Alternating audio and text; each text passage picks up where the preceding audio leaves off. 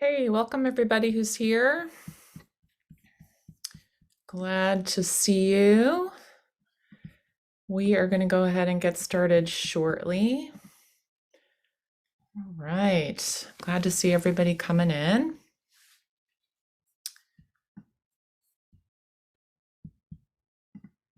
And thank you very much for the chatting. Appreciate that. Great. Thank you. I would love to hear in the chat or out loud, even crazy, um, some sort of how you're doing today. Either what was a high for today, what was a low for today, or even just what you had for lunch today. I'll tell you what I had for lunch. I had some leftovers from dinner. I got my husband last night to make a salad that I call Israeli salad because I spent 6 months in Israel when I was in college, and I learned to make it there. But as he said, well, we should call it Palestinian salad then because he's always, rooting for the oppressed and underdogs. So anyway, I ate some leftover Palestinian salad and some other things. So what'd you have for lunch? Or what was a highlight for today, or what was a low light for today, or from the last week? You can private chat me if you really don't want to say. Um, okay, someone just said that they had Chipotle. I want to tell you that I just had Chipotle every day for the last 3 days. And I hadn't had Chipotle before that for a long time, but it's my son's favorite, and various things led to Chipotle every day for 3 days. And I actually still really like it. They have this new pollo adobo. Love it. Okay. Yum. All right. Anybody else? Nice. Got some good. Nice. Great. Glad to hear everybody's doing okay and gotten some good lunches going on. Okay, I think we're going to have another couple of people joining us as we go. And that reminds me that in a minute, I'm going to ask for some people to help with some things. First of all, a sound check. Can you hear me okay? Any feedback about the sound quality or presentation, anything else that's like that? Okay, sounds great. Thank you so much for participating. Good. So you are here at the workshop sponsored by Schooling Doula and 7 Points Prep, and I'm Brendan Ford, and I welcome you here to our college application boot camp. Today is day 1 of 5. Some of you will be able to participate in all 5. Some of you will participate in today and maybe some others. The recordings will be available for those of you who might not be here in person right now or who are not able to be in person future days. I think overall it'll be a great gift to yourself that you're setting aside this time to work on all of the components of your college application. By the end of the week, you may not be all the way done, but you will certainly have started and have a plan to finish all of the major components of the application. And even if you can't be here for the actual session in person, if you could give yourself the gift of this week or the next couple of weeks to spend quality time each day working on the components of your application, I think you'll be breathing a lot deeper and easier when you head back to school. Some of you, that school heading back starts in 10 days or less, and some of you have another 4 weeks to go. And so those of you who are starting sooner with school, no problem. One step at a time. We'll totally get there. You will really make it through this time. All of my students from past years, thought they might not be able to do it, but they definitely did it. They all applied places, got accepted places, and are going off to enroll in school in the next few weeks. So that will be you at this time next year. Don't you worry. And you're doing such a great thing by being here and working on this. You're really giving yourself a gift. So congratulations on that. And I'm looking forward to our work this week. So this week, what are we going to be doing together? Let's see. Big idea is we're going to be looking at this idea about the college application as a puzzle, a picture of you that it together will come to be a coherent picture. It might not feel coherent right now, but it's all these different pieces that come together: the essays, the transcript, the teacher recommendation, the counselor recommendation, test scores if you have them, grades, courses, all of that will come together. And one step at a time, we will get there. But together, all of those pieces make the whole picture of you as a young person. And each of you is such a special human. I mean, I know that might sound goofy, but really, like, think about how you were once like a little baby in your parents' arms. You were given gifts to share in this world, and this opportunity here in the college application is to reflect on what are the gifts that I have, and where is a place that I might be able to bring those gifts, and why am I a good fit for those places? And there's something unique and special about each one of you. And the process here is to figure out what those things are and figure out how to write about them and how to include them. Okay. So that's what we're going to be doing. We're just a reminder, those of you who have worked with me before have seen this slide. Just a reminder that the key components of the college application are your personal information that you share, like who your parents are and where they went to school and where you've gone to school so far and whether you have siblings or not. They really want to get to know who you are. It's also your transcript, the classes you've taken, the grades that you've gotten, any changes in schools, any dual enrollment you've done, all of the different kinds of things that you've done that are school related.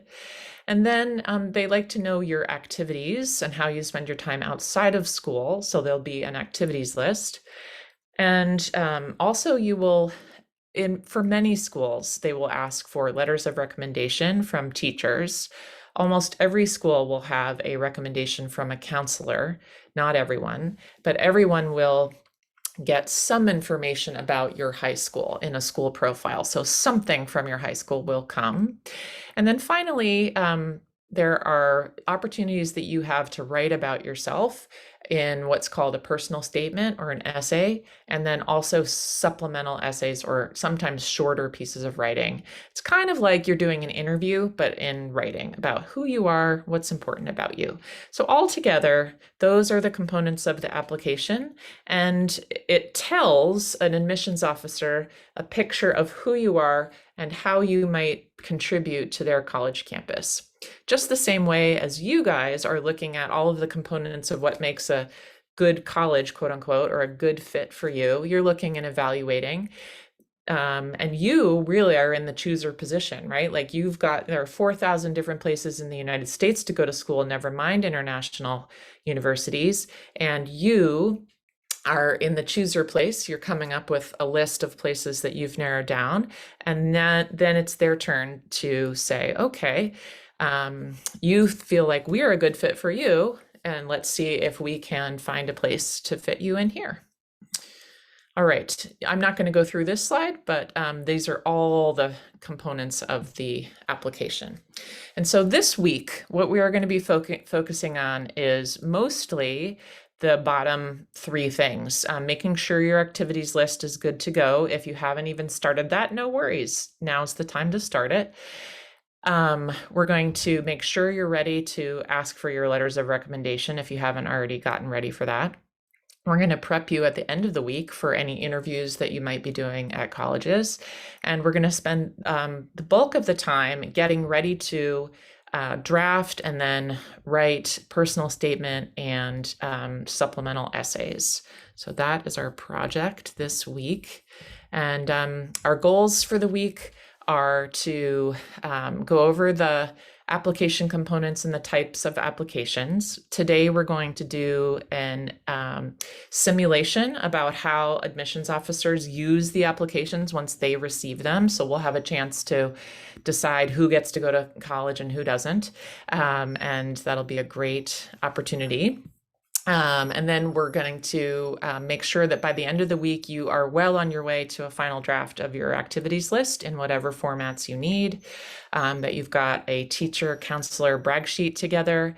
And if you've got time and you make time to do a resume or a LinkedIn profile, we're going to show you how to do that, and it's up to you to for sure finish that.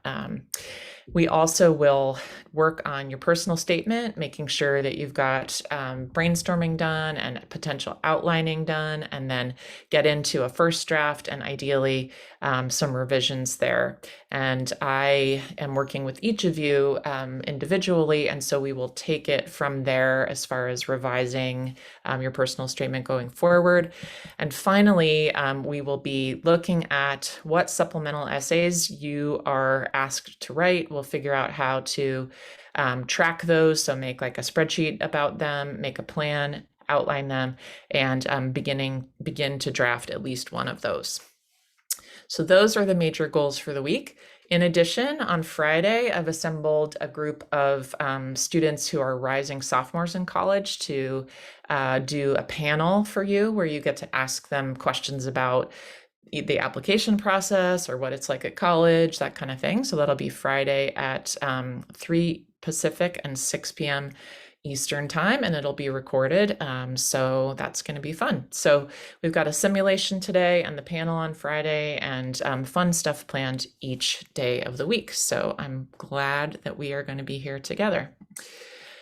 A few nuts and bolts before we get started. There is going to be homework. And the thing is that it isn't school, right? So this is more like college, where it's up to you to decide how useful this time is going to be for you, and also what else you have going on during your week. I know some of you are traveling, some of you are working, some of you have other commitments this week. So whenever I talk about homework, that's like best case scenario, you have some time, but wherever you find it, eventually you'll need to find the time to do this. And so if you can set aside some time outside of class this week, I think you'll get the most out of the workshop as you can, because the work will build on itself and you can bring back your homework the next day and ask questions and get feedback from the rest of the group on problems that you're having. Because the one thing I know is that if you're having a problem or a question, other people are too. You are not alone ever in this process, that the same questions come up over and over again. So never feel like, oh, the other kids are smarter than I am, or they're further along than I am, or they're going to get into more colleges than I am, or they have better grades than I do, or whatever it is. It's like we're all just on this journey, and one step at a time, you're going to get there. And there are more than enough colleges for everyone. There's this big myth that it's so hard to get into college these days. Yes, it's hard to get into like 20 schools, 50 schools these days, but there are many, many, many, many places that are really needing you to come. And so we're going to help you find that. Okay. There are a few nuts and bolts in the email I sent, and also right here in the slides. So in the email that I sent, there are a link to the folders and to all the things. So you'll probably want to find that so you can make sure to get into that. And in this slide, once you find it, I'm going to check in with you via chat right now. How about once you've found either the email or figured out how to get in somehow, I don't think it'll be in your shared with you.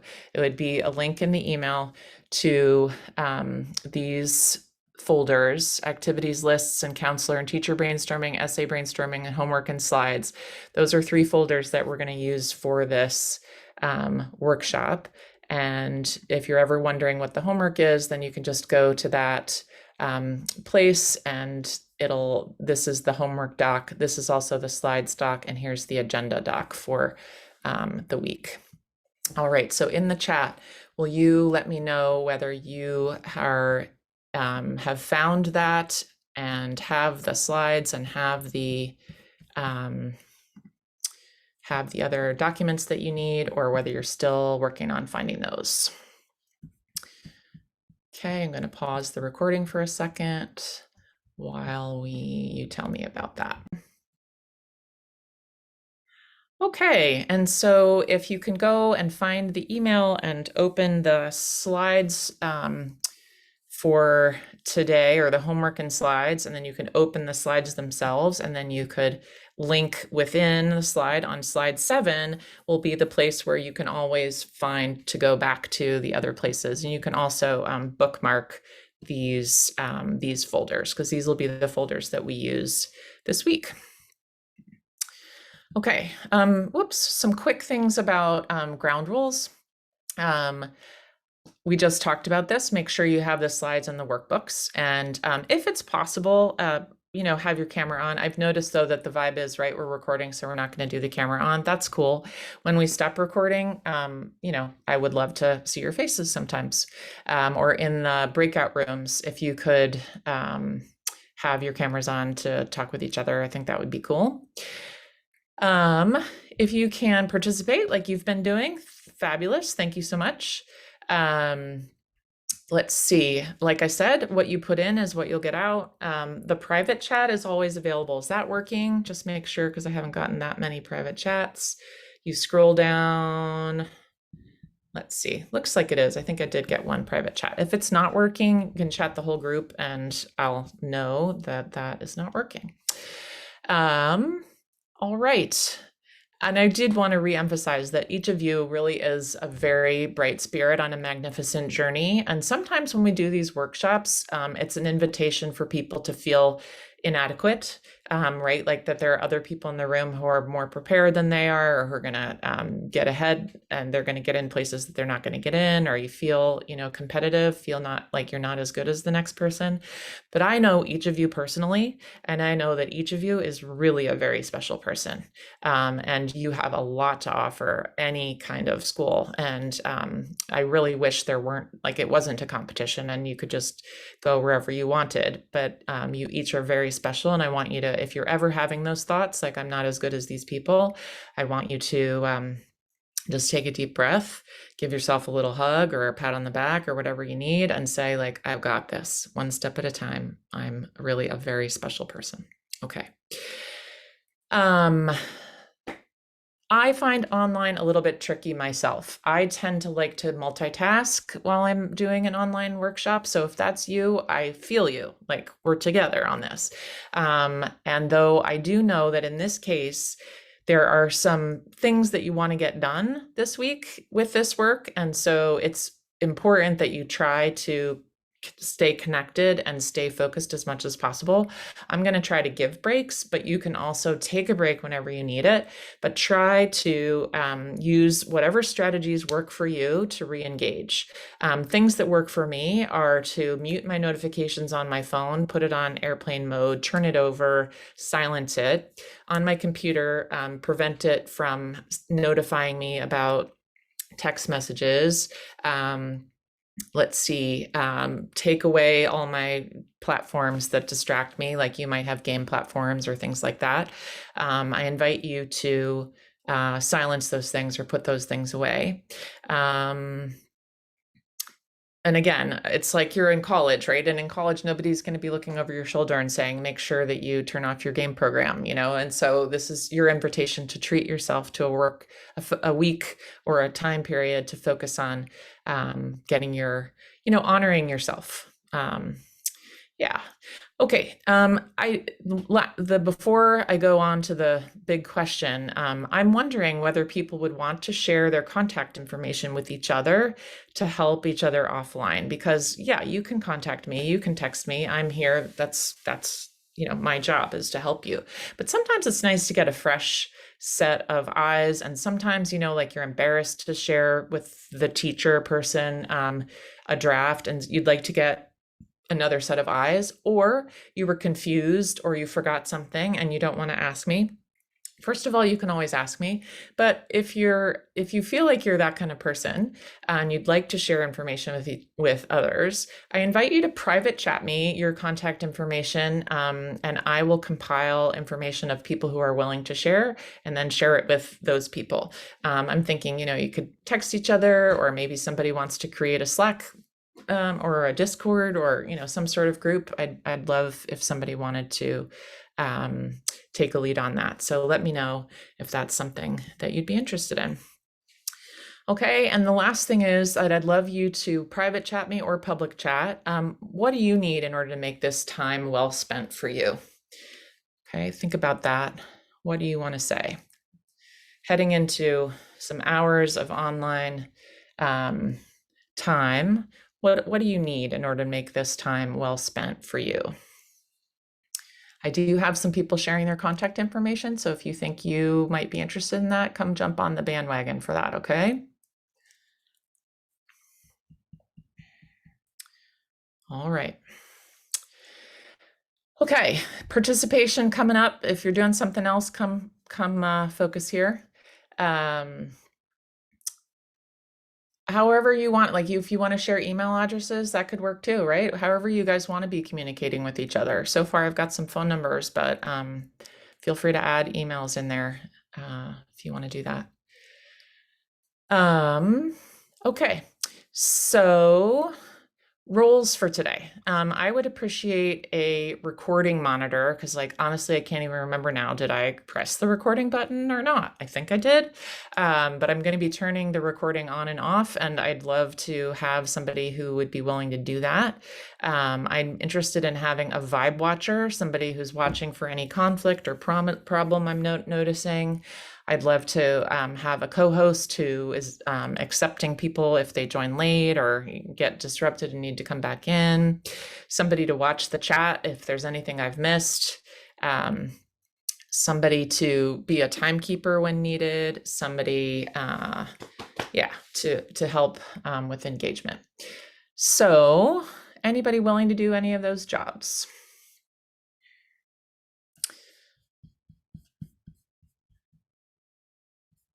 I'm sure there are people, and it's just taking a minute. Okay. Okay.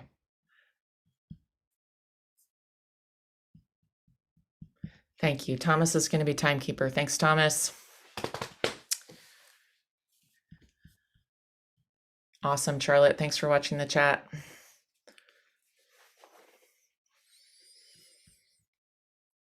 Anybody want to just make sure I'm recording when I'm supposed to be recording? That would really help me. I mean, if you mess up, oh well, but I would really appreciate just a double checker. Like, I'm going to do it, but I would just appreciate a double checker.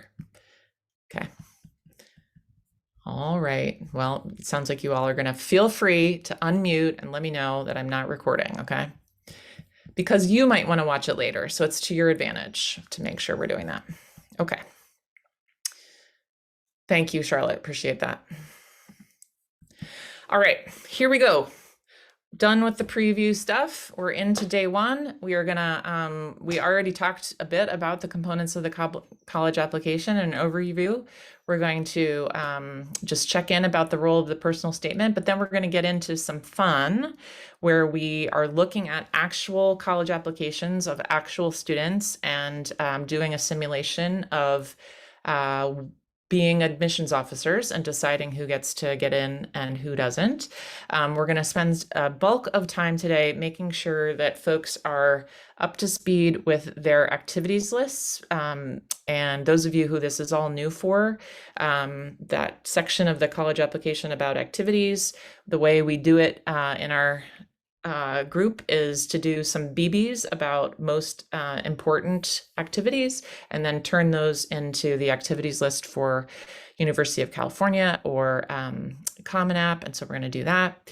And then we will do personal statement, essay brainstorming for people who haven't done that already. And the people who have done it already, you will have other projects to work on. All right. So oh, great. So we've already done all the stuff and it's ready for us to do the admission simulation. I'm glad because we've already been here about a half an hour. So if you've got your slides up, you can click here on this slide where it says case studies and it'll open. And so I'll do that in a second, but let me introduce you to what we're going to do first. We are imagining that we are admissions officers at a college called Douglas College, which is a fictional place. It's not really a school. And we'll get to know a little bit about our school. what's important at that school, what size it is, how much financing they have. We'll get to know all about it. And then we'll break up into small groups. And in each small group, we'll think about one of these students. There's a student named Ethan, a student named Kayla, and a student named Brandon. And we'll break up, and the Ethan group will study Ethan's application. And thank you. This is slide number 11. Thank you. Slide number 11 is case studies. If you're having trouble with anything of the slides, will you guys just feel free to chat me, because if you're having trouble, somebody is too. You're not alone.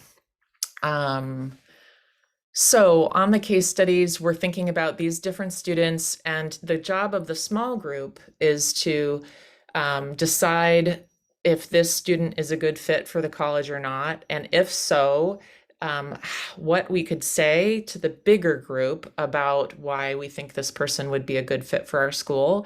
And we'll come together in the bigger group and decide which one of these three students will be offered admission. Only one can be offered admission. And this document was given to me in trust by an admissions officer, and so please do not share it beyond here. I'm assuming that anyway, that some of the information is not actually completely true, but I'm not sure for sure, and they asked me not to share it beyond my students. So I'm asking you students to not share it beyond yourselves. Okay, so what we're gonna do is break up into small groups, and we're going to use the breakout rooms. And I'll just say that my experience with breakout rooms is that, especially when people don't know each other, it can be pretty awkward at first, but I invite you to just dive in. All of you are great students, and okay, it sounds like I might have linked to the wrong slides. Sorry, time out for a second, and I'm going to keep recording this because it might be true for everybody. The slides I'm going for are these, and I'm going to put the link in the chat. Okay, so there is the chat. And those of you who are watching at home, make sure that you've got ones that say Bootcamp, launch your college application with Schooling Doula. Okay, yes, and for sure and I'll talk about the next steps here with the timekeeping and everything. Okay, let me know how that's going. Not in the chat. Okay. There we go. I was chatting the waiting room participants.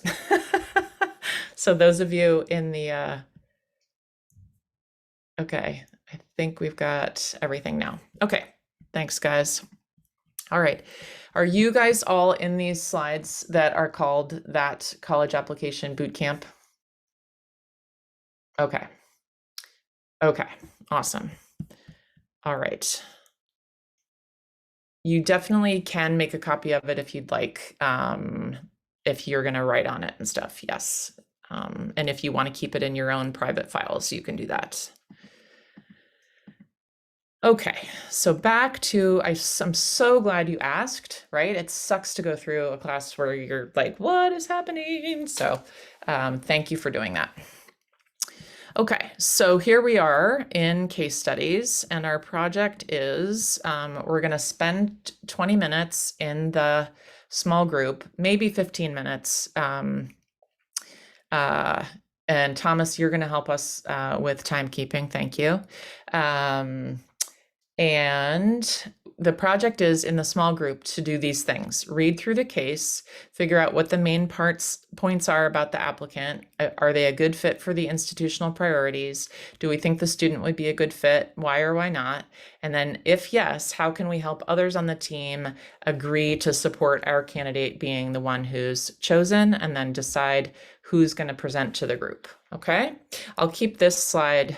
Oh, well, actually, you'll have this slide, so you'll need this slide to help guide you, because when we go into breakout rooms, you won't be able to see the whole thing. Okay, and so in the end, we're going to be comparing the students at the information that we present, and we're going to make a decision together. Okay, so back here, I'm going to do a link to these case studies. And here we are. So the first page says examining the applicant's files. So look through this. The big thing is that an admissions committee comes together and carefully reviews information provided by the student and the high school. To help you read the files, there are a few questions to consider for each section of the application. So now we're going to put our hats on of being admissions officers. You can imagine that you're an admissions officer at the school that you most want to go to at this time, or one that, is a middle value school for you, whatever you'd like. But just imagine that what it would like to be them. You might be right out of college. You might be a 22, 23, 24-year-old. There are a lot of those people who take admissions officer jobs out of college. And then there are also people who are very seasoned professionals and have been doing it for 30 or more years. So all of those people are sitting around the table and they're given a stack of applications. And so then they look through personal information. Is there anything that really stands out? Are there any special circumstances? Then we look at the transcript. What kind of grades does the student have, and what kinds of courses have they taken? Looking at the high school profile of the school profile, how does what most people take at that school compare to what this student took? Look at their standardized testing. Do they have any scores? What are they? And are there any big differences in the sub-scores, between the reading and the math section? Are there special proficiencies in certain areas or deficiencies in other areas? Do the scores correlate with the GPA? Is there anything big and different between the two of them? And then look at the activities section.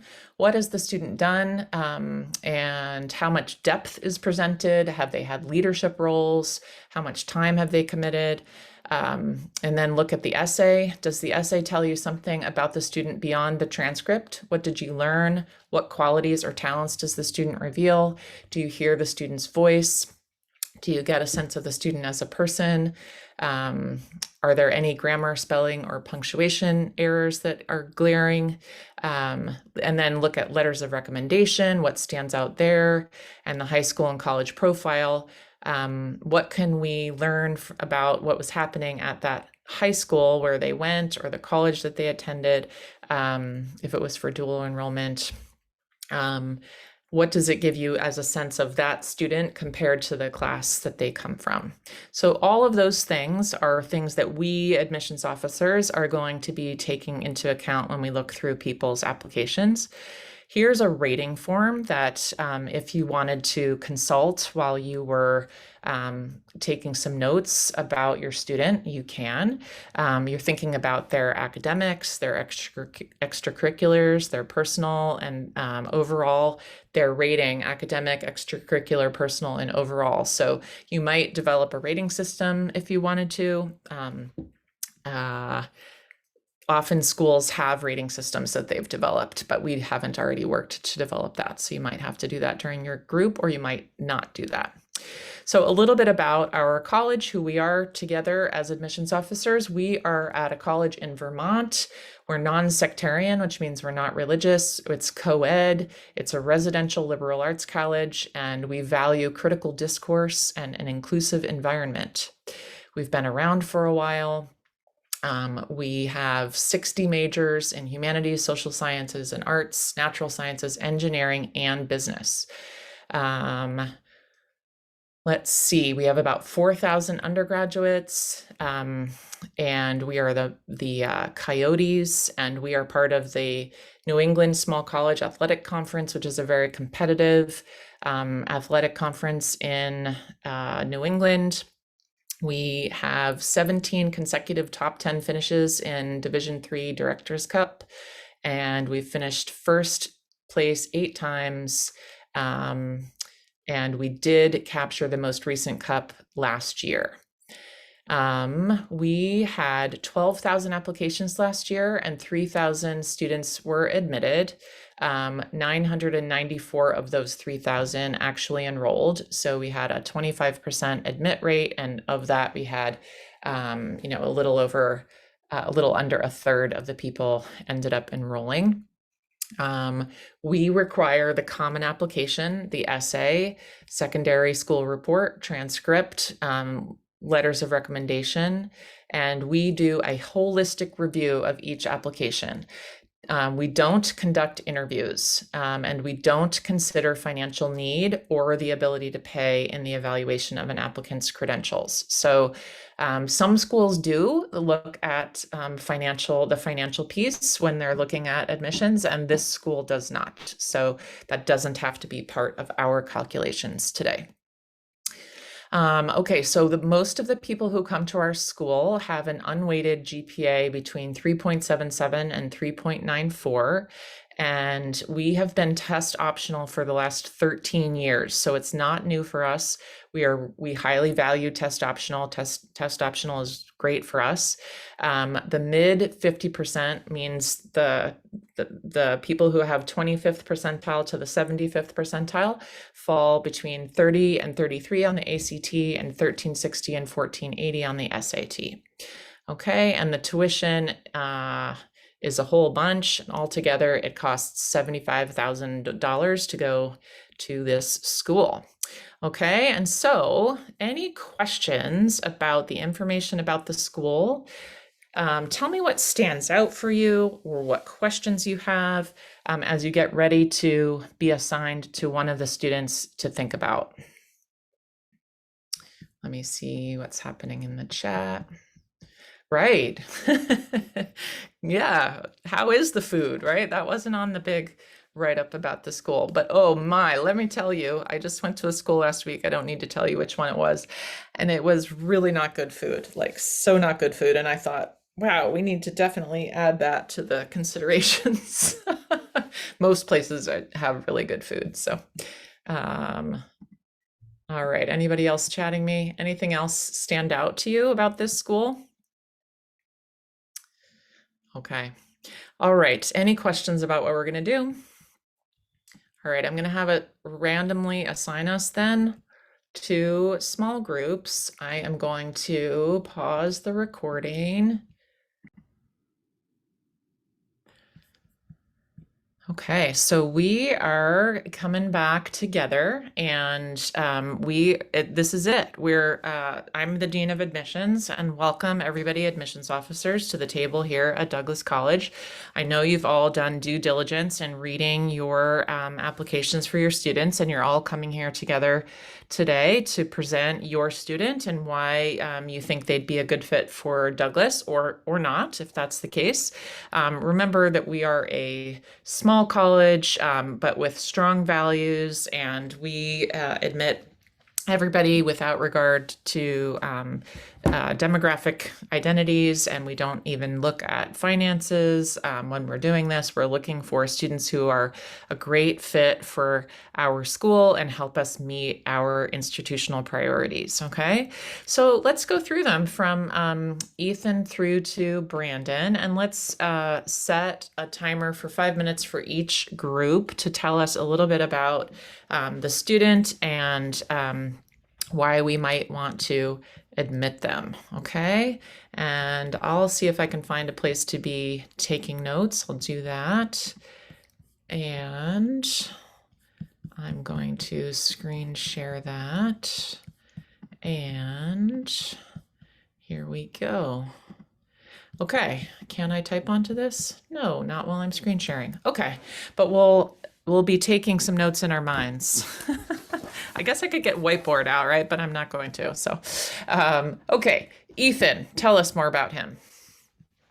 Okay, so we think that Ethan would be a great addition to our school because he is taking basically all, or most recently taking almost all AP classes. Okay. He's the first generation in his family to attend college, and according to his counselor, that's always been his plan. He's always had a clear goal in mind and made it a priority to take classes so that he could achieve that goal.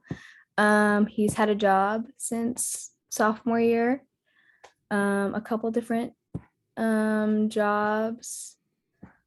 He's on honor roll. Let's see. He's the co-leader of the Southeast Asian Affinity Group. And it was mentioned in his letter of recommendation that he like takes a real that it wouldn't be the same without him, and he's really valuable to that group. And he volunteers at the Humane Society, which is nice. And I read his writing and I thought it was good. It was about his job. And let's see if anyone else has anything they want to say about him, but And maybe we want to ask questions from the room, right? Because we've got a little over 2 minutes left. What do we want to know about Ethan to see if he would be a good fit for our school?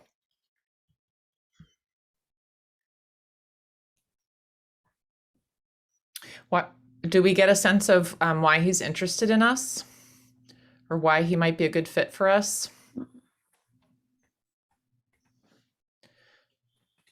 No? Okay. I think, I was gonna. yeah, go ahead. Yeah. I mean, I guess like in terms of being a good fit, he fits in with like. I don't know if this really counts, but he's in that like average admitted student profile. Mm-hmm. He fits within that, Yeah. his scores and stuff. Okay. So we can go back and look at that. He's taken some rigorous classes. His GPA is in our range. I can't remember if he's got scores here somewhere. Must be here. Yep.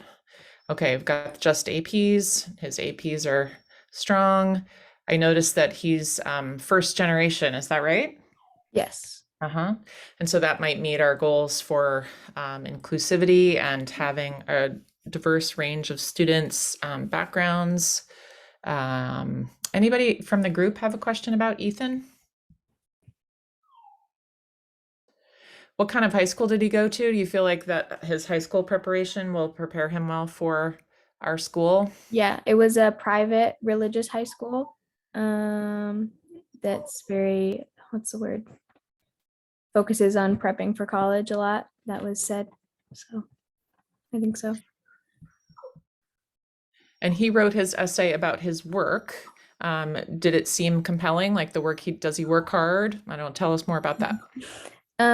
Yeah, it was, I read like the first half and it was just like super just like working in a stressful environment and like what did I get myself into, but determination and belief in himself got him through it. Thank you. Any other admissions officers have any questions or?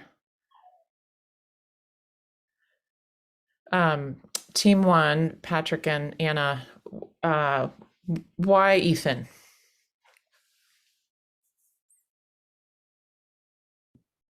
Why not? I think he would be a good fit because we can see from his high school transcript that he will take advantage of the courses that we offer and will show up to class and get good grades, and probably once he gets to college we'll start planning for his future after college as he did in high school.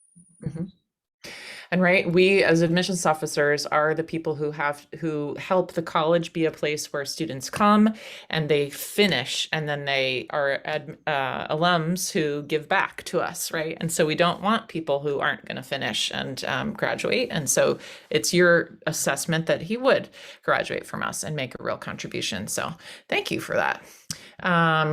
Room 2 is Kayla. Let's do it. What do you guys have? So I think that she should go to Douglas because the only thing that was, she didn't have any scores, but her school didn't require them. Her classes were not super rigorous, but that's because her school didn't offer classes with rigor. Oh, okay. No APs and stuff like that. So she didn't take any of those, but if you look at her transcript, you can see She has a very consistent schedule, 4 years of language, and her grades were good, between B and A range. And you can tell when she got to like 11th grade, she realized what she wanted to do, biological cognitive science, and then went into 12th grade with 4 classes in that kind of similar realm. And that is what she wants to go into. And she talked a lot about that in her essay, which Tessa can tell you about. And her letters of rec, both of her teachers said that she was collaborative and worked well with others. And it definitely shows that she shows interest in biomedicine. And yeah, she also was the leader in a bunch of clubs like the BSU and Gender Sexuality Alliance. And yeah, her GPA fits, yeah, pretty well rounded. That's it. Nice. Was there someone else from the group who was set to go? I Yes, just I wanted can. to bring up. Oh, you go. Okay, sorry. I just want to say from like an inclusivity standpoint, it'd also be good considering she's African American, Hispanic, and multilingual. So that'd be good to, For sure. Yeah. Yeah, also her essay, like, she talks about like how she's very focused on her dream of like becoming a doctor and like helping women with breast cancer, like her aunt, and she does like community service around that issue and takes classes like that. And I think the high school she went to is like very like academically rigorous. So even though they don't offer AP courses, it said in the description that the majority of the courses meet or exceed the rigor of AP courses. So I think she would have taken like strong courses and she got good grades in them. So I think she'd be able to handle like college work, even though she doesn't have the AP scores. Mhm. Mhm.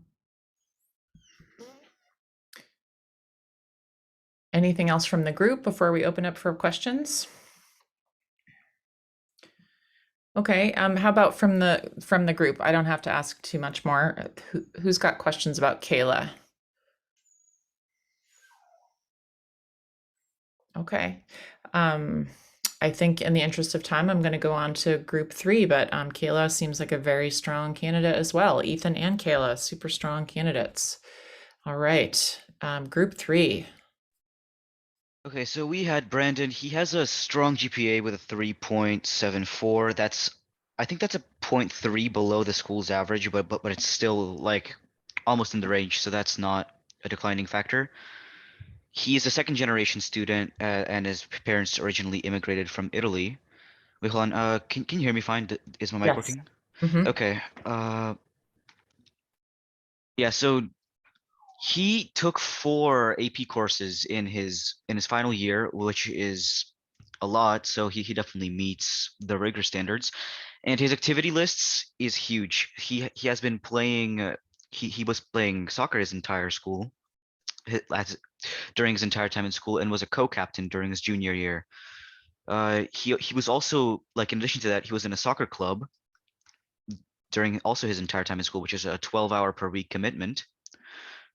Community service during senior year, a sports co-contributor for the school newspaper. So he was not only playing in the sports, he was also reporting on them. Model UN, and his team came in 3rd, which is a huge accomplishment. A summer program at St. Louis. He had a job as a barista. He then had another internship as a chemical engineer, community service, and more community service. So he has obviously been working during his entire time in school, both in sports and out of school. His AP tests are 4.54 in world history, United States history, and Calc AB, which is good and above average. His ACT is 34 composite, which is high, higher than Out the of school's average, I think. 36, just for people Yeah, who don't know yeah. the ACT. Just So about a 1500-ish kind of SAT. Yeah. yeah, so that's much higher than average. And yeah, so his personal essay, he talks about the challenges that both him and his parents faced during both the immigration process and school experience. Soccer practice, how much he loves the sport. So he seems like a really passionate person who found his passion early and has been participating in his entire life. And his school is just like a small average independent school with 410 enrollment, which offers all the AP classes. Okay. More from the That's group? Okay, yeah. that's everything, I think. Yeah. Oh, Okay. wait, no. He also has strong teacher and counselor recommendations. Okay. Here are his grades in case anybody wants to see them. You can scroll on yourself. And the recommendations were strong. Any concerns in the recommendations that were surfacing? A little bit. So it says he had something with. Let me see again. He had. I'm not sure if that's like a negative at all, but he had. I think his teacher said that. Not his teacher, his counselor. While it has taken some time for Brandon to temper his identity as the cool, academically disengaged athlete, I'm not sure if that's good or not. As Uh-huh. like, yeah. So Uh-huh. as his GPA is good, and I don't know why. She says that it has taken him time to temper the personality, even though he has had more or less the same GPA during his entire high school experience. So Hmm. I don't think there's anything like flat out negative. Mhm. And the teacher says, I hope you'll accept my highest recommendation, mature, hardworking high school student. And if I remember when I read it, that it seemed like he'd had some maturity development over time and that like he's ready now to go to school potentially, you know, that's what the teachers and counselors are saying. Like he might have started out kind of young, but he's ready to go. Is there anything of note about this letter here or anything in the front end about the family's demographics or anything about the family and the relationship to the school? Our like second generation, I already mentioned that. So like his family was not established in the US when he was going in school. He was like they moved, I think. And I'm not sure about any relationship to the school. It's just school, yeah. Here, I just want to draw attention for the group to this because this case study is supposed to draw out different things with each kid. And so this one, if you can see that the father went to Douglas College, to this school that we're representing. And at the end, there's a letter from the coach, the soccer coach, to say that Brandon's family has contacted them, and if Brandon were to be admitted, that then he would try out for the soccer team. So I just want you to know that's like, you know, some of the stuff that admissions officers would be thinking about. Like Kayla has all those amazing activities, plus she's represents all of our goals around diversity and inclusion. Ethan has lots of so many skills, hardworking, first generation, multilingual. He's from the West, and we probably don't have as many people from the West applying, you know, all those things. So, but the thing that Brandon has, in addition to being a strong student, is that, you know, his dad also graduated there and he's got the soccer thing in his, and we are a school that has strong athletics and we care about winning, we think. And so these are things that we might want to take into consideration. So, okay, hat off, back into the simulation. Here we go. All right. So who wants to speak about, let's set ourselves 5 minutes to see if we can come up with who we think of these people, Ethan, Kayla, and Brandon, is our one person we're going to put forward from here and why. So think about our institutional priorities, both what's important to us and also what's important to this young person. Like, are those young people going to get what they need out of our school? Are we going to get what we need out of these students? Is there any reason that we might want to exclude one of these people, or are they all perfect and we should just draw straws from a hat? Who wants to speak? Now thinking not about your one person, but thinking about the whole and the school. What's best for the school?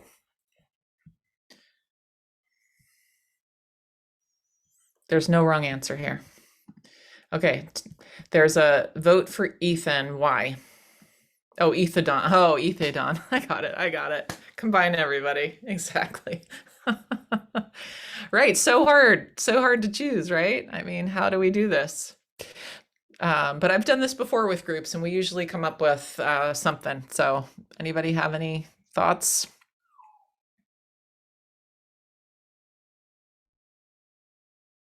Yeah, okay. Well, while everyone's academics are really strong, Ethan just since this is like kind of a sports-oriented college, not completely, but since it is focused on sports, and Ethan is the sportiest one here, who is as a fact going to apply to the team and give back to the college in a massive way.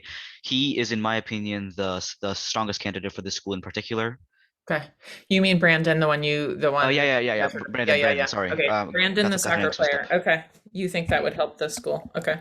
And you know what? This doesn't have to represent your own self, right? You can be, I'm just everybody can be putting on actors' hats, right? And your admissions officers. And what do you think would be best? Okay. So soccer player, one vote. Anybody else have some thoughts?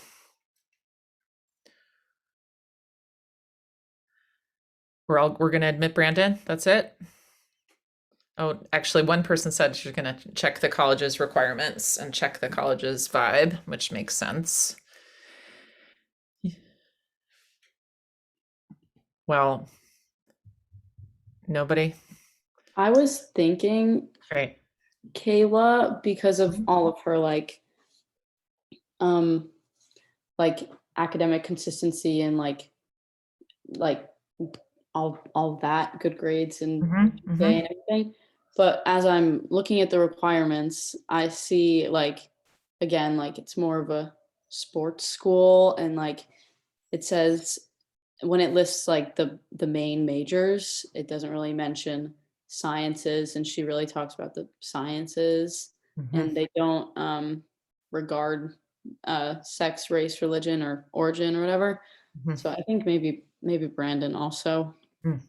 I don't know. I think you make such a good point, Charlotte, and thank you for bringing this up, that it really would depend on the year. Like, are they looking for more science students? Are they trying to are we, Douglas College, trying to build our science program, or we're trying to recruit science students? Maybe we have a new lab or we have a new professor. We need to get some students into their, biomedical research, or maybe she's got a lot of leadership, right? And we need some leadership within students of color. We just had somebody leave the school who was filling that role. And so we're looking for someone to step in that area. Or I think she's got two well-educated parents, and we want that kind of vibe on our school. Who knows that what Kayla might fit at any particular time. Like, I highlighted the sports thing at the end because I just wanted you to see other components of Brandon's thing, but I don't think that sports necessarily outweighs science or LGBTQ issues or any of the things that Kayla represents. So anybody want to pitch for any of the three, or Ethan in particular?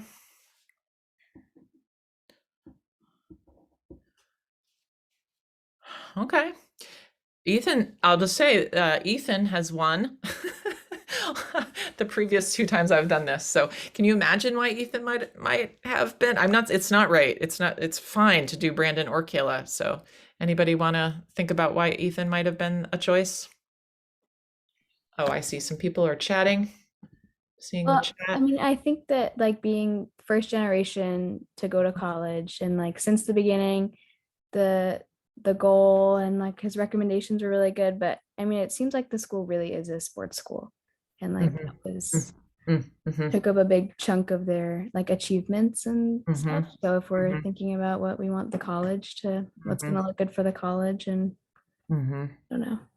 It's really interesting, isn't it? Right? Thinking about what kind of college do you want to be? And I know that we as Douglas College, we want to, yes, have strong sports, but we don't actually want to have 100% of our people be sporty, right? And so we'd have to really think about how many applicants do we have who are already going for our soccer team, for example, or do we have lacrosse players?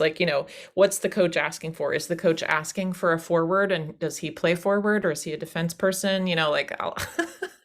All this stuff comes into play. So you know, and so the admissions officers need to have tight relationships with all the rest of the people at the school, and that they are trying to build out the class. Um, tell me, Charlotte, your thought there about they're less important. I mean, like, we're all thinking sports school, so Brandon's the best because he does sports. But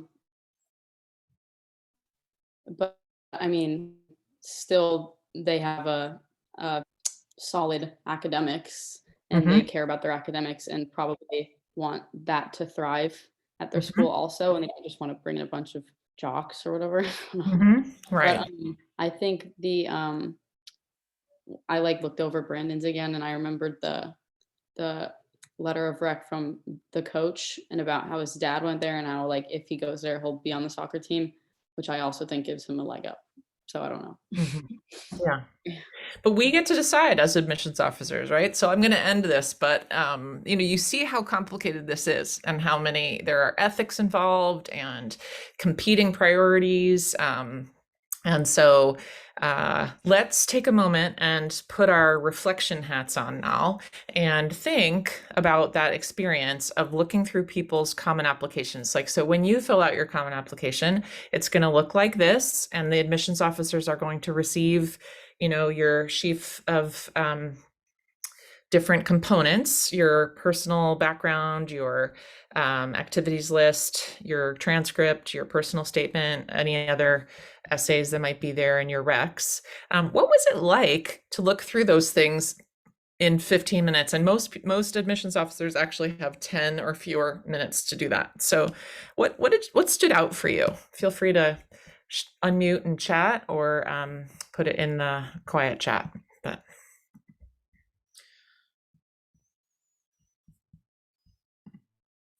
There's a lot less emphasis on GPA than you're led to believe. mm, Like like the entire high school experience, I've just sort of been told, "Oh, your GPA. Have you considered your GPA? How is taking this AP class going to affect your GPA?" It's like mhm, definitely most of it feels a lot more personal than we're led to believe. mhm, mhm, mhm, Yeah, and you are like you're actually looking for things that make them stand out. Like you're looking for like the unique things that like you haven't seen before, like aren't I mean, even if it's like taking AP classes and everything, which are good, they're not like, I don't know, or at least just now I was looking for like special things I hadn't mhm, seen before. mhm. Yeah,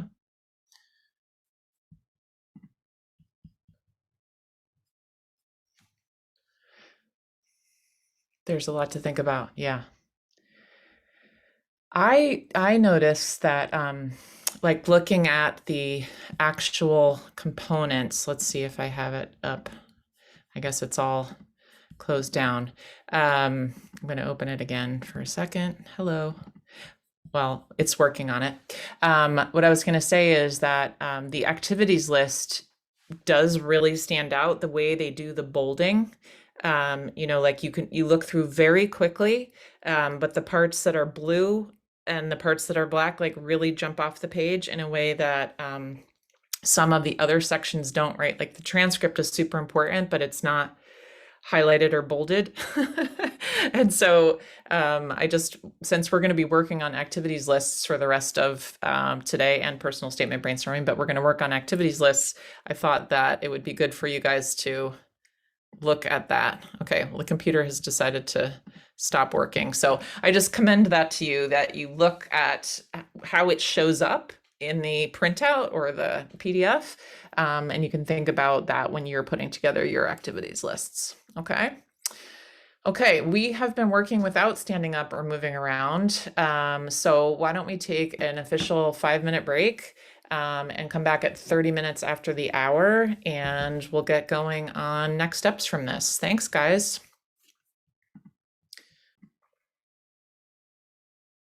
Okay, so welcome back from our break. We are at our college application boot camp. We just did the simulation exercise where we were college admissions officers, and I didn't hear from everybody, but it seemed like we were leaning towards admitting either Brandon or Kayla, and other groups have chosen Ethan. So I think all three of those students were outstanding candidates, just like you guys will be outstanding candidates. And you can just see how hard it is for admissions officers. Really good question from the group was, who do I think should be admitted? And I think that the reason this was designed this way is to say that there really isn't the right person, right? So it would depend on what I was like, my sphere at the school, and what I thought, given the rest of the class, who else was coming in. Like, did we already have a first generation Vietnamese student who had worked hard and was lovely and humble from California? Do we have another one of those people on the table? Because if not, I thought Ethan was awesome. Do we have another person like Kayla? Because I thought they were awesome. Brandon obviously is a super strong student, very capable, would likely graduate, all of those different things. So each of them would be great at our Douglas College School. And we just unfortunately have to make hard choices. One group I talked with thought about Kayla, and that would Kayla get Kayla's needs met at our school? Maybe not, right? And I did personally wonder whether Ethan would actually go to this school on the other side of the country, but he very well may, right? But that I was worried about losing him to like a University of California or something like that in the end, because sometimes people think that they want to go across the country, but in the end they want to stay close to home. Everybody's different in that regard, but those are some of the things that I thought about when I was thinking about each of those three candidates. And that's why what we didn't see in this simulation was anybody writing about why Douglas College. So a lot of colleges have this why us essay, which is one of the things that we call a supplemental. So the writing section that we saw on these applications was called writing, and that was the personal statement that's required for the common application. The same personal statement goes to every school that you apply to through the common app. And so it's often general and focused on who you are as a person, what your skills, strengths, abilities, and interests are. So we didn't get what many colleges, selective colleges in particular, ask, why do you want to come here? Because since the dawn of the Common App, they now need to, sorry, distraction for a second. They need to distinguish whether this person actually wants to come to their school or not. And so they often ask a supplemental question that really is, why do you want to come here? Why do you think you're a good fit for us? And why are we a good fit for you? So we didn't see that here. And we also didn't see any record of their demonstrated interest, like whether they'd gone to any webinars that we'd offered, or talked to any of our admissions officers, or visited campus and virtually or in person. And that kind of thing would also come into play as we were deciding who to admit. And you can kind of see that. Any thoughts or questions about any of that stuff I've just been talking about? Yeah. How important is the YS to the school? Say I have a weaker activities list, but I'm applying to UC Irvine, and I've lived in Irvine previously, and I tell them, hey, I love Irvine. I would really like to be here. Yeah. Would they how much would they be able to forgive a weaker activity list for a strong YS? Yeah, that's a really good question. And I'm going to answer in specific about UC, but then I'm also going to say broadly. So it really depends on the school. Okay. So a school like this that we just have been representing, Douglas College, YS will be very important because they're a relatively smaller school. They probably consider demonstrated interest. They don't want to offer an admission if they think that the person isn't likely to come. The University of California system and some other very large state school system systems are different in that they don't have why us in the same way, because when you apply to University of California's, you apply to them all. I mean, you don't apply to them all, but the writing that you write goes to all of the schools. You don't distinguish Irvine over Berkeley over Merced. And so that's it. So you could try to figure out how to indicate it, but it's not, it's more about your courses and your grades, but then also your activities, and they give you a chance to write about what you've done. And what they do is give you points for all the things that match their 13 criteria. And what we'll do is have, not this week, but I've actually contacted you and the other people on this call who are planning to apply to a bunch of UCs, and that I'd like to do a UC specific workshop because their application is different. So if you want to chat me now about, are there any dates I should avoid in planning that? Question is, does the same why us go for large state schools in places other than California? Yeah. So let's think about it. If at a school where they don't ask for any supplementals, that would be a place where why us isn't important. But at many large state schools, they have some supplemental, and almost every time a school has a supplemental, what it really is a why us. Okay. And so this week, we're going to be talking about how to do the research for a why us and how to put information about why you're a good fit for them and why they're a good fit for you in whatever supplemental essay you write. Okay, so they might be asking about diversity, but they're really asking why us, or they might be asking about your extracurriculars, but they're really also wondering about why us. So we're going to talk about that. Super good discussion. Thank you. Anything else on that? Reflection, thoughts? Okay, that's what we're going to be getting into this week. So that's cool. All right. So for those of you who have various stages of BEABIES and activities list done, perfect. You can make sure that you've shared them with me. You can send me via email or text, maybe not in the chat because I'm not going to be able to track that right here, that you're ready for me to review that. And if it's in a shared folder with me, if it's not already in a shared folder with me, feel free to send me a link to where that document is. And the rest of you who don't know what I'm talking about, I'm going to be going into this next phase about the types of the application and the activities list and how it comes in. So those of you who have done some of this before, maybe listen with part of an ear and be bringing up where all your activities list stuff is and figuring out what your next steps are with that. And let's see what we've got planned. Okay. All right. Okay, cool. So just a reminder, like we just were talking about, there are different types of application formats and different types of activities lists. And so in general, for those of you who have been here before, this slide is the sort of summary of all the things that need to be done for your activities list. So you can check off where you are with this process.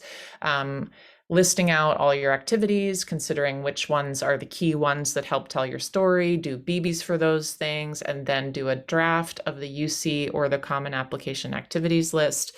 I would like you to do the activities list drafting off of the application document first. Make sure you save your work and then share it with me as I'm your counselor, or another person around you for feedback. So it looks like everybody here, has more work to do on their activities stuff. And so that's what's going to happen. Okay. So if you're already ready to go do that work, feel free to go do that work, but maybe keep it on low so you can know when I'll chat everybody when I'm ready to go to a whole group activity again. I'm going to be doing perfect. Yeah. So I'm going to be walking through everybody the stuff about activities lists now. Okay. So if you want a refresher or if you haven't done it before, we're going to do it together now. Okay. So here we go. All right, so before you get going on the activities list, just a reminder that today and this week, we're mostly going to be working on the common application. If you're exclusively applying to University of California schools and nothing else, I don't think that's true of anybody here, but you still can apply almost everything that we're doing to the UC applications. But if you really want to be working on those, contact me. Otherwise, I'm going to focus on Common App this time and then UC from here.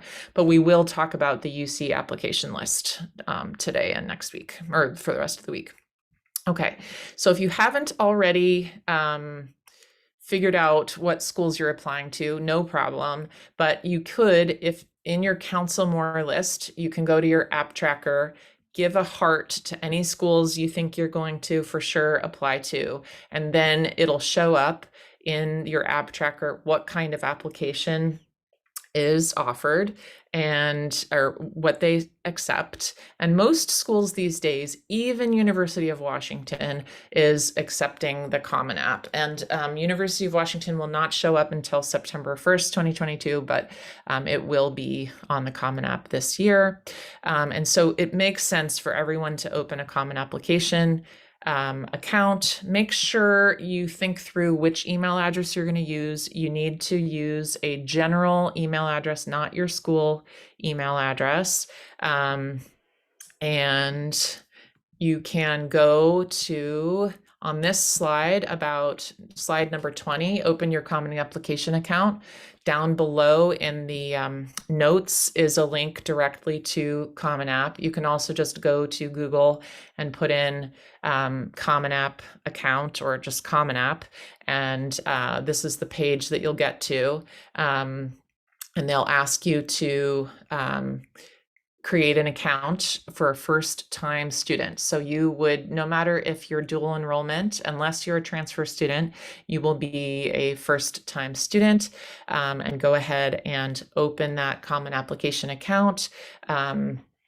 Let's see, for those of you, ding, ding, ding, those of you who are working ahead or working because you've been here before, there's a new thing open today. So pay attention, assign, I'm gonna write it in the chat, for all, assign an advisor is now open in Common App.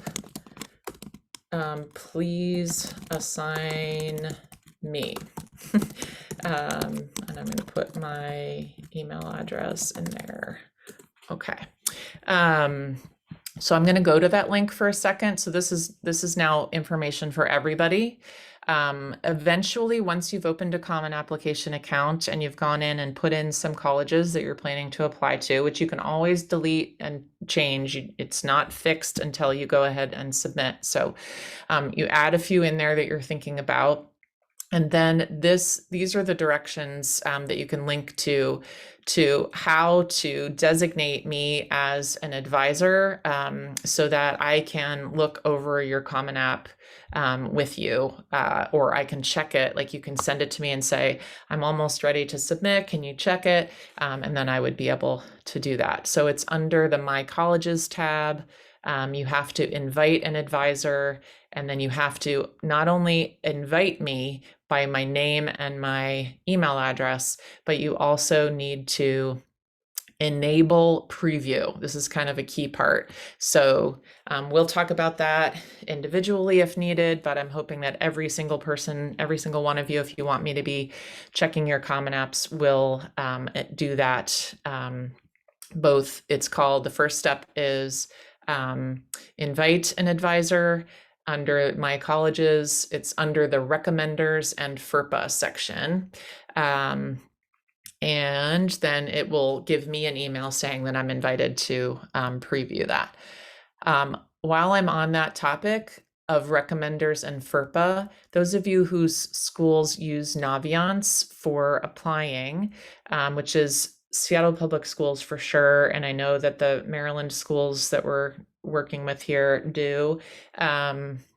I don't know about the Pennsylvania schools, so and Florida you do, but you don't have access to it if I remember.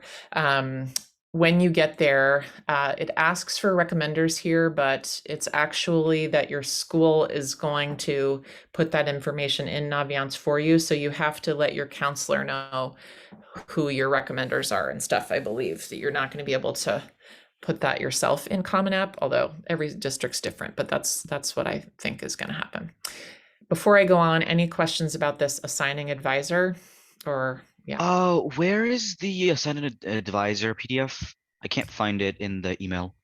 Cool. It's in the Oh, slides for today. it's in the slides. Sorry, I wasn't. Yeah, no problem at all. Yeah, okay. All right, thank No you. problem at all. Yeah, I'm so glad you're unmuting and asking. It's like really awesome. So thank you. So right there, that link is the link to assign an advisor. Cool. All right. So this is what the Common App looks like once you get in there. In the My Colleges is the is where you'll put colleges you're interested in, but you don't have to do that right now. The part that is best to do is this middle one called Common App, and that's where you get to fill in your information. And so I'd like you to, if you haven't already done this, ideally by the next time we have our class together tomorrow, you will have taken a stab at filling out the profile, family, education, and testing sections. And this week, we're going to be working on the activities and writing, so you don't need to do that part right now, but that you can go ahead and try to fill those sections out. And if you're having questions about how to do that, the links that I sent in the original email to people who hadn't been here before, there are links to videos and slides and workbook that are associated with how to do this that might answer your questions. But you can also text me, email me, call me, and I'd be glad to answer questions, or you can bring those questions with you to the workshop tomorrow and we can go over it. So this is what it looks like. And for now, I'd like you to skip the part that's education that's related to grades and your current or most recent courses. Okay, we'll just wait to do them until your actual schedule is for real set for senior year. And then what you do when you're signing out of Common App is you just go ahead and save your work. You click sign out and it'll be saved for later. And great. Yes. Love the questions. Thank you. So I'm like meeting lots of people's needs right here, not well, any of them. So let's go to the Common App and show what I'm talking about. Okay. So I think I need to, go to the Common App, which is over here. Okay. So in order to add the advisor, you do have to add something to My Colleges. So that's the question. And I went ahead for those of you who haven't even set up a Common App. Don't worry about it. You're at the beginning stage of that, no problem. But when you do go ahead and add a school, like here's Loyola New Orleans, under here, under recommenders and FERPA, it will show something. There we go. Here we go. We need to know your current or most recent high school. Okay, well, so I have some things that I haven't finished. And so because I'm not in high school, I didn't put that part in, but you will have that. And then that will be the part where you can assign me. And so it seems like for each school, you're going to need to do that. And so if it's not me who you're assigning, maybe it's your high school counselor, maybe it's a teacher, maybe it's your parent, you want to have somebody else to be able to look at it, this is the place that you do that. And while I'm here, each individual school is going to have their college questions. And last time we had a workshop together, we didn't go over this because August 1st hadn't happened yet. So today is August 1st and happens to be workshop people who are watching it later. Today was August 1st, and it was the first day that the Common Application was available in its refreshed form with all of the actual questions and writing and all of that stuff for certain schools. So like Swarthmore, I forget if we have like Swarthmore questions. Yes. Okay. So they don't ask additional questions. I'm pretty sure that's right. So if a school did have a supplemental question, I'm thinking about these ones. Here's USC. Okay. So for USC, you would go here, right? I'm in the University of Southern California section. I went to the college information and to the application questions, and that's all down here. Here are the writing requirements. They require the Common App personal essay. And then they also have these supplementals, right? I'm calling them that, but on the Common App, it's called college questions. And so you go in there, and this is where they have like their college specific questions. And here are the writing questions. How you plan to pursue your academic interests at USC. If you have a gap, describe yourself in 3 words. What's your favorite snack? What's your dream trip? Your favorite book? Okay. So USC has those and other schools have them, but not everyone does. Okay. A bunch like Swarthmore didn't have those. Okay. So one place you can, guys, find out in advance what those are likely going to be is within your Counsel More, in your app tracker, in this section called Essays and Other Prompts. This section will tell you what's in that Common App, like extra writing bit. And so like for this one at DePaul, there is no additional writing requirement. So that's awesome.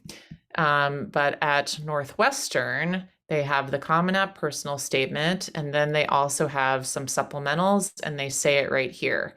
The why Northwestern statement, how you are going to enrich your time. Okay, so that's all that. So if you wanted, you can check on the Common App like we were just looking at together, or you can look in Counsel More because it'll be in there. All right, so I've just talked for a long time. Who's got questions about Common App how-tos? So when inviting you to the Common App, what prefix goes with your email? Like it asks for a prefix like Mr., Mrs., Miss. Oh, well, I am a doctor. How about that? But it also can be yeah, Ms. okay. But it could All be, right. you might not know that, but I don't usually call myself that, but I am Dr. Brennan Ford. So yeah, that can work. Cool.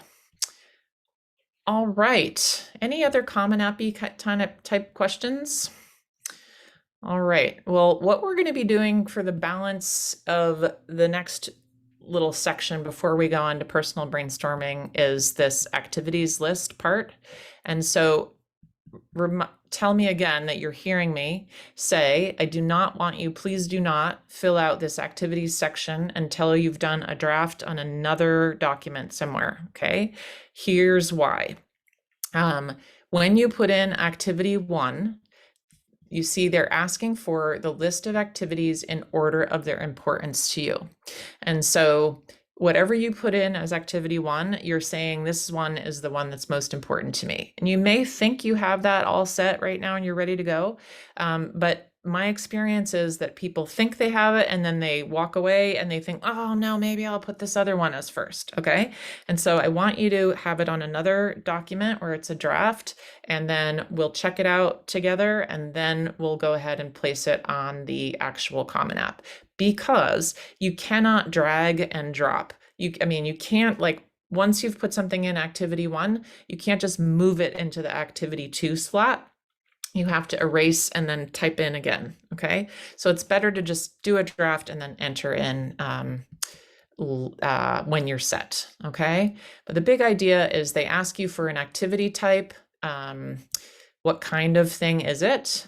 And so, and then they ask you for the position and the organization name, and then to describe it. And they give you character limits. And so those of you who are working on BEABIES, you know that BEABIES asks for like all sorts of words, right? More words and more characters than is here. So when you do BEABIES first, that's because, and I'm going to talk to you what is BEABIES, that's going to happen next, but just for the people who are already there, you're lifting mostly from the what I did section, maybe from the impact I had, to put it into the Common App form or to the UC form. All right. And they ask you what grade levels you did it and when during the year you did it, how many hours, how many weeks per year, and you just make your best guess, your best estimate. Okay. All right, and they ask you if you intend to participate in a similar activity in college. And I would be pretty honest there, unless you think that saying that you're going to do it is the thing that's going to get you in. That's like the niche you're filling.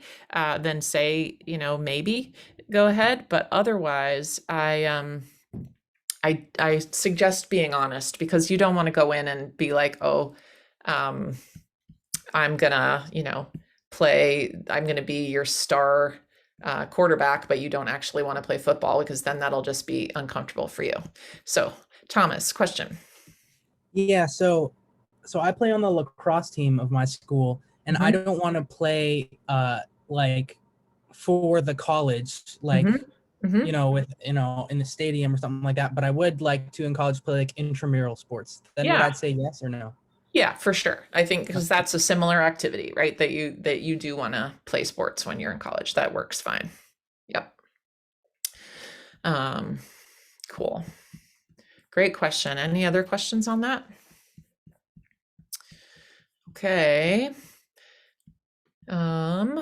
So we've moved, so that's Common App. So I do believe that it's mostly stuff that you can do on your own. You'll probably have a few questions as you're doing it. What I'd love you to do is take notes about those questions, either in a online doc or on a little piece of paper next to your computer, and then bring them to class tomorrow, or feel free to email or text me, because if you have the questions, probably other people do. And when we had the workshop before, we kind of went line by line and everybody got to ask their questions. So I'd be glad to do that for those of you who haven't already done it. Okay, so I'm going to stop on the Common App one, and I'm going to go back to the slides. So signaling that I'm going back to slides, and all right.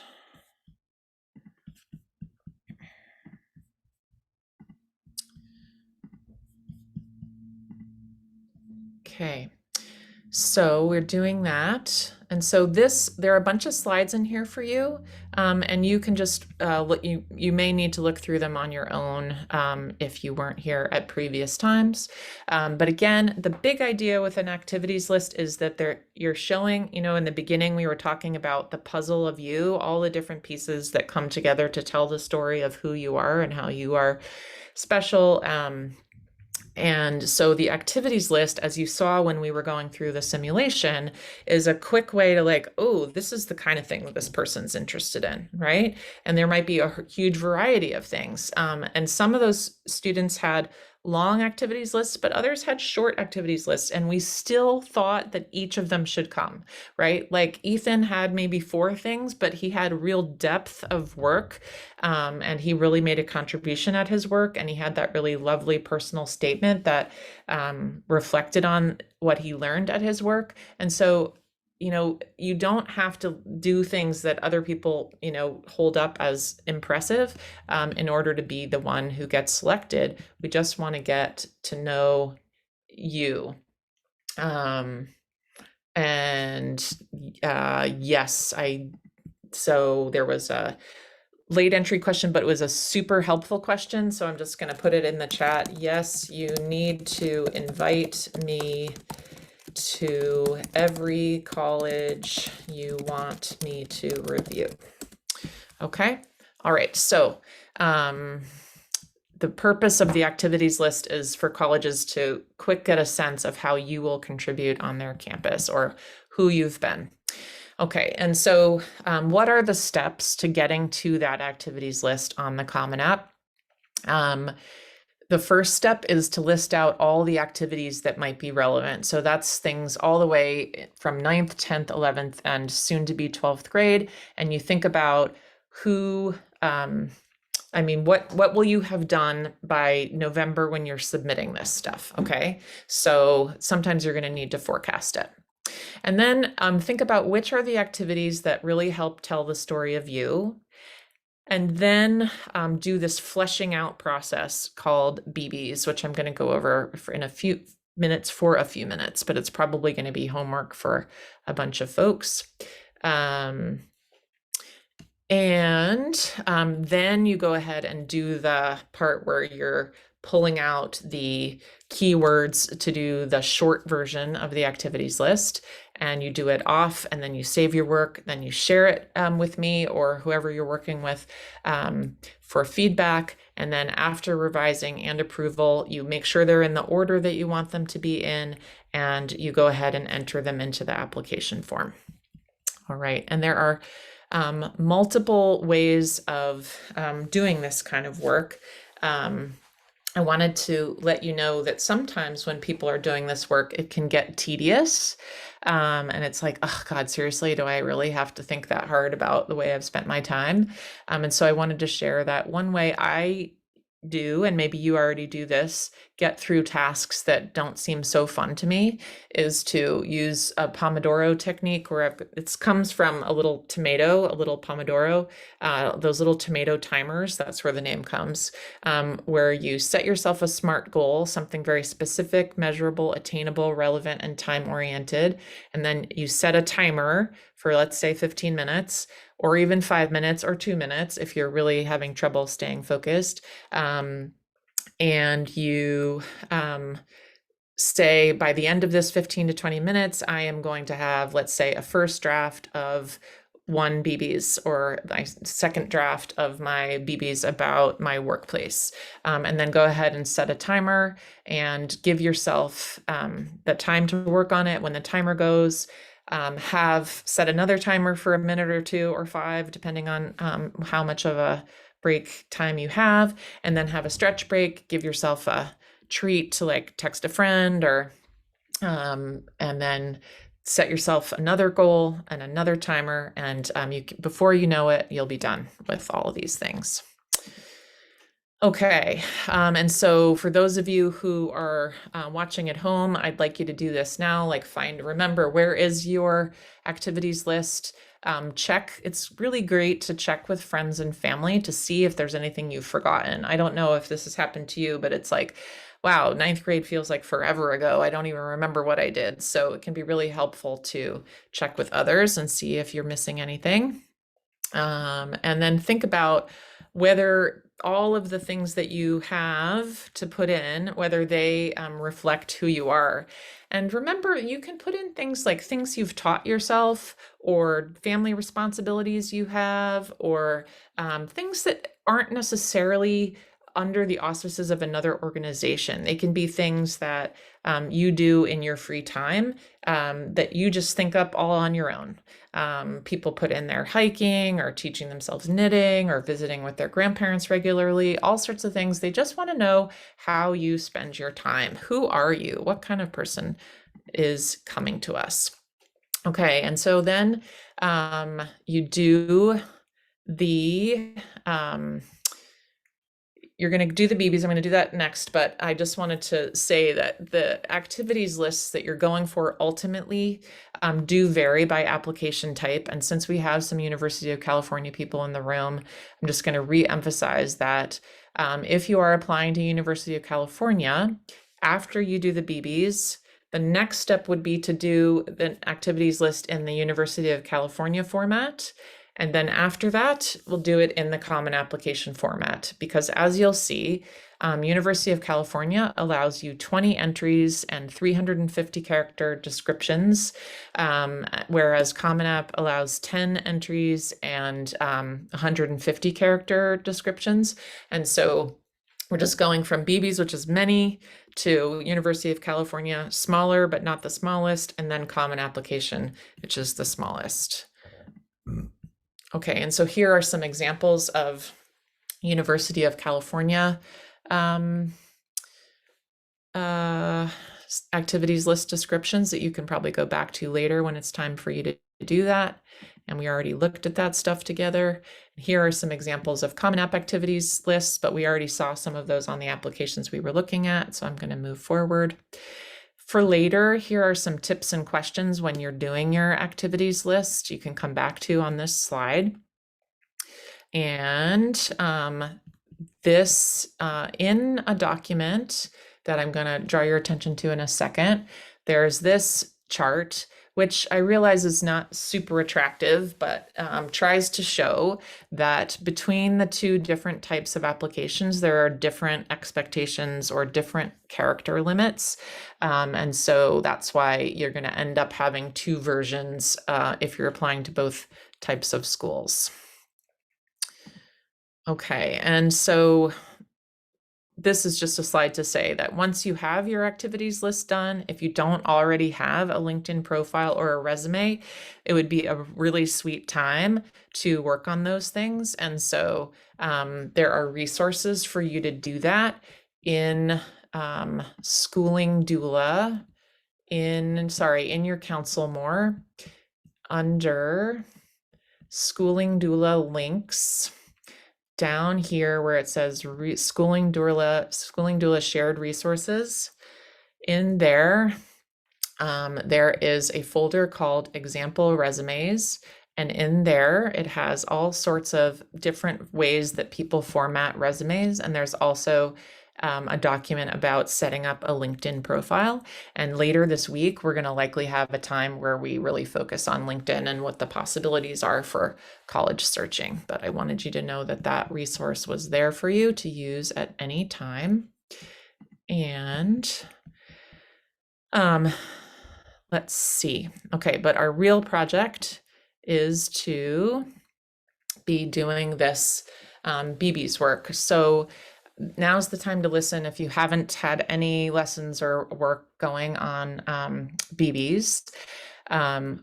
In your slides, but also in the workbook. So there's in your in the one that says activities lists okay, back to that slide, what was it that the slide that has the or it might be it's also in your email. It's in the slide, but it's also in your email. Okay. I'm a little bit stuck, but the one that says the activities list folder that has all the work in it. So let me go to in workshops. I'm not signed in somehow. Okay, I'm gonna stop share for a second. Sorry, guys. Pause the video, pause the recording. Okay, so I went back to the slides for the bootcamp, and in that slide 7 and also in your email that has the link to these things, there are these 3 folders, and in the activities lists section, there's something called copies of BEABIES.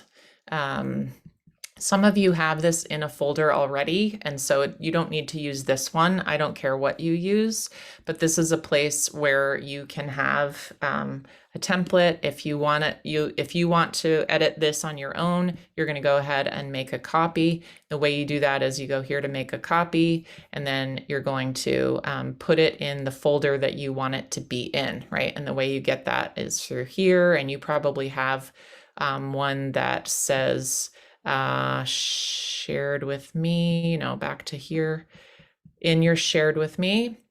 you're going to have a folder that has your first name and your last name, and that is our shared folder together.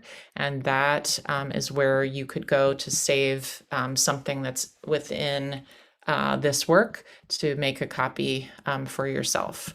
And what I'm asking you to do with BEABIES, the best extracurricular activity brainstorming exercise I've ever seen, is to really flesh out each of your most important activities. I'm not saying you need to do this with every single activity, but any activity that you think has the potential to be food for any of your essays or your supplemental essays is going to go in here. And so you're going to think about these different categories. If this template doesn't work for you, like I know some of, we all have different visual skills and needs. And so you can certainly make another format, but the things I want you to respond to are what I did, problems I solved, lessons I learned, the impact I had, and how I applied what I learned. So this is a lot more information than what is needed for an activity list, but it is the kind of thing that you can use the what I did section for the activity list, maybe the impact I had, but you can also use this as the fuel to power your personal statement and then your supplemental essays. Okay, and so here's an example of one. And so this person put all the what I dids in the left-hand column, and you'll notice that they bolded each verb. And I'd like you to do that because it makes for easy skimming, both for you and for me. And it helps you think about, did I use the specific word, the best word, the most engaging word, the word that jumps off the page? Did I do that? And so that's why we lead with a verb in this section. It's not a complete sentence like I did this. It's like, what did I do? Rode, attended, supported, encouraged, placed. Okay, so I'm going to ask you to do that in that section. And this, if you want it, is an epic list of activity verbs. So if you're feeling stuck, like you're using the same words over and over and over again, you can go to this list and see if you're looking for a helping word, you can go to this helping section. And there might be a word that sounds good to you. I wouldn't encourage you to use a word that you never would use in your own speech, because that's going to jump out as like, oh, somebody helped them with that, because this application really is supposed to sound like you, but it's great to have specific verbs and punchy verbs, when it's possible. Okay. So that is that. And then this one about lessons that I learned, you can use the values exercise for that, but some of you haven't done the values exercise yet, so we're going to do that in a minute, and so we'll do that. But this one about the impact I had, and this can be on self or others, or others, really. This is super important, specifically when we're thinking about adding that to your activities list and also into your essays. So thinking about how you made a difference in what you did, whether it's, you put smiles on people's faces, or you scored goals, or you helped the store reduce costs or earn more money, or whatever it is that you did, thinking about what kind of impact did you make. And then the real kicker is this last one, how I applied what I learned. And in there, I'm thinking about how did you take what you got from that activity into other areas? Like in this person had the rowing example, they were able to sleep better because they were getting so much exercise and they were on a routine. So that sleeping better also increased their focus in class. They had a new confidence that led them to audition for a talent show. They became more careful, etc. So those are some of the things that we want to do in there.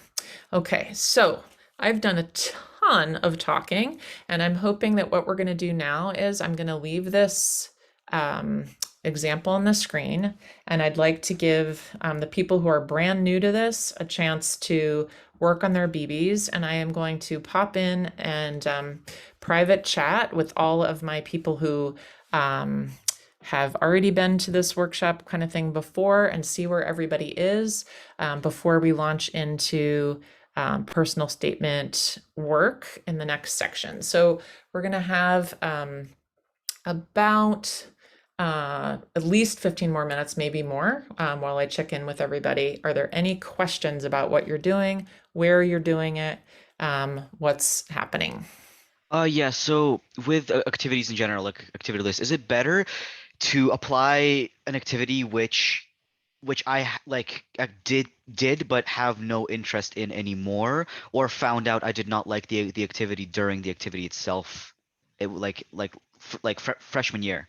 Yeah, you definitely do not need to include things. You can include them on your activities list, like the 150 character short version, but I don't know that it would be worth doing the BBs for it unless you think it would connect to a story that you've been developing about yourself, about what you do and don't like to do, what questions you like to ask, etc. So you can always try it out, do a BBs and see, or you can just select the BBs ones that are like really the places where you feel like you're showing more of who you are and what you're interested in as you head forward into college. Sounds good. Thank you. Mhm.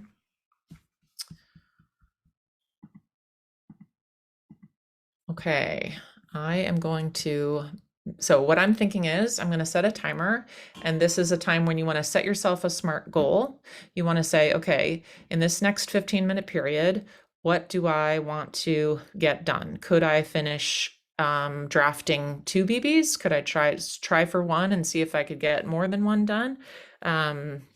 Or am I working on something else? I'm on my activities list, or I need to write to Brennan, or I need to finish up, Common App stuff if I'm done with everything else. Where am I and what do I need to do? Set myself a goal, and I'm setting the timer for us all.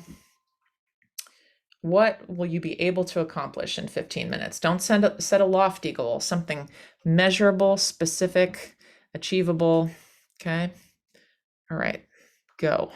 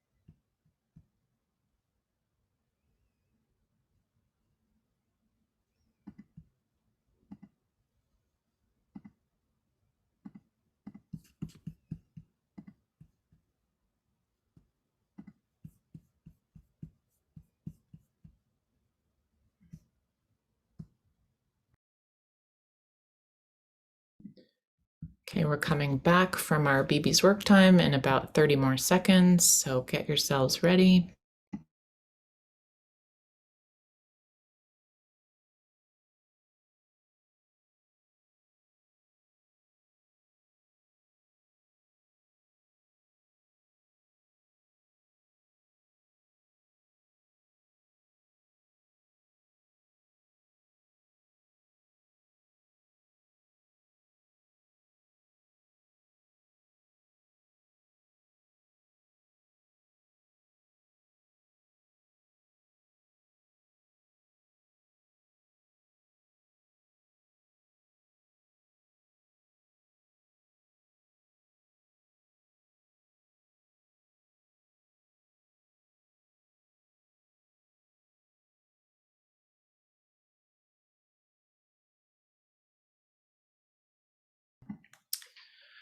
Okay.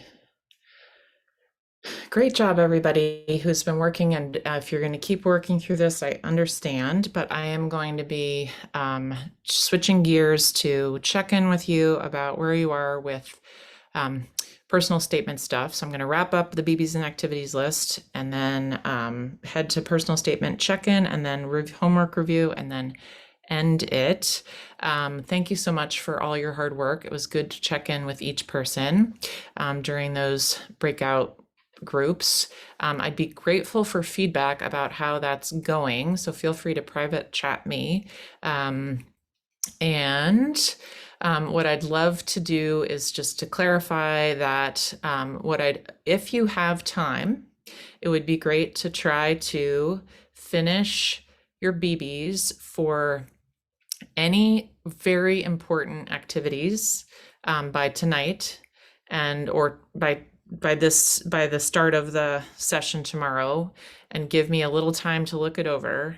And if you've already worked on your BBs before and you could push yourself to spend time doing a draft of your UC or your Common App activities list, that is going to be a challenge between now and next time we see each other.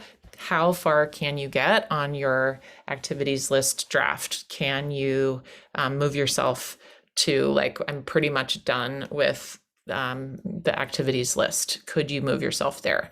If that's not practical for you, then okay, but that could be a challenge, is to see how far you could get. And many of you who have finished BBs and you send it to me for review, I think that in most cases you could go ahead and start your draft of your UC or your Common App formatted activities list, the one with either the 350 characters or the 150 characters. And so from the slides from today's Bootcamp launch workshop slides, there is a template in there for that.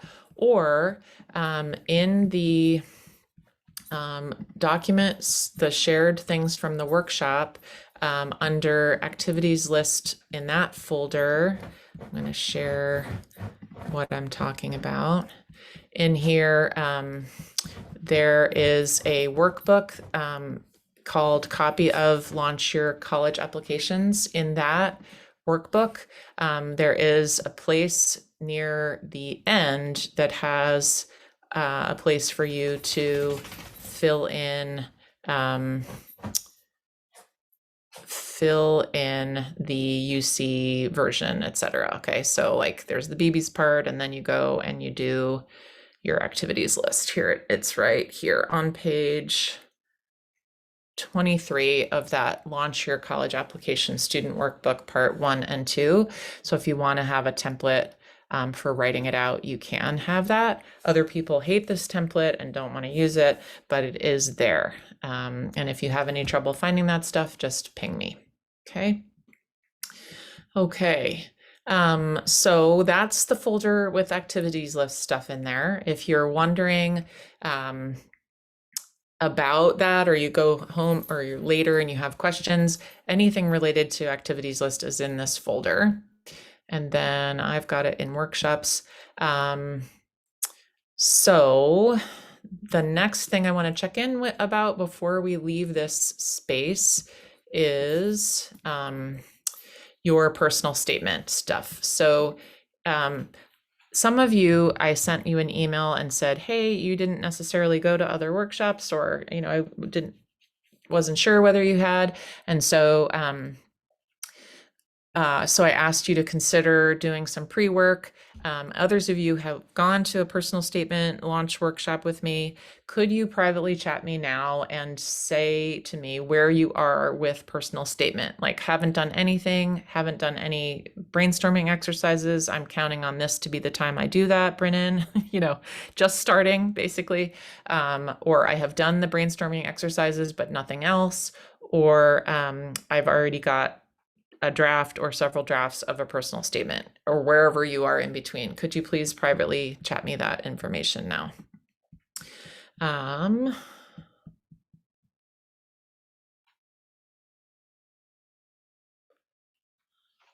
Okay, definitely have some haven't started it. And other folks, maybe tonight, before you leave, could you please chat me about where you are with all of that? Okay, and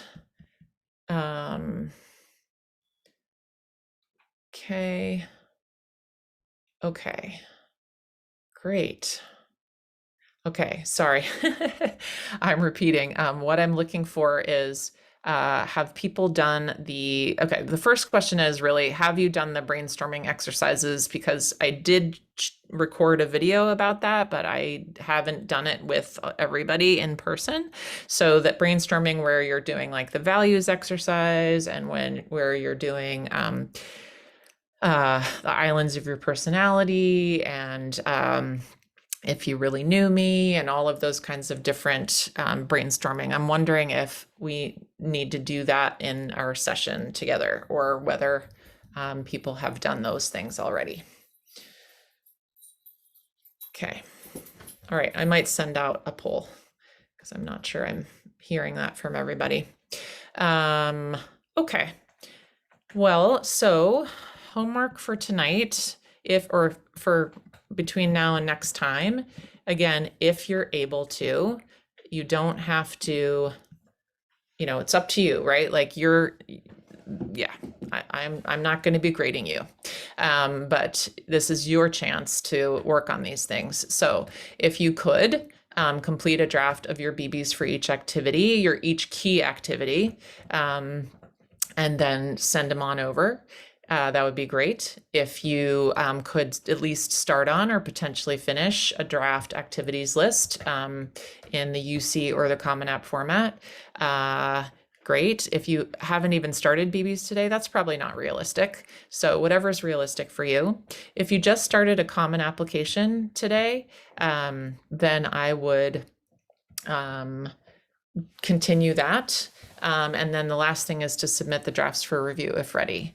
So I'm mindful that today was different because people were coming in at different experience levels. But in the next few days, I think we're going to be much more in the same place because I think almost everybody hasn't started anything about their personal statement really.